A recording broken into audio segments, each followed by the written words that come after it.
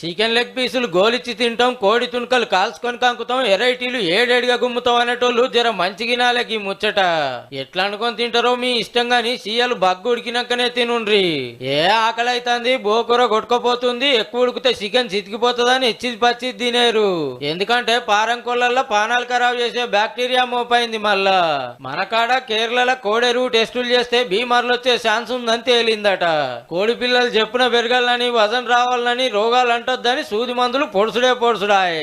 45 రోజులకే 2-3 కిలోలు అయితే అంటే చూడుర్రిగా. బుక్కే దానా కంటే పెట్టే మందులే ఎక్కువ. మరి యాంటీబయాటిక్స్ అంటారు చూడుర్రి, అగో గవ్వి మోతాదేస్తే ఏం కాదు, ఎక్కువ అయ్యే వరకు బాడీలో అట్లనే ఉంటుందట.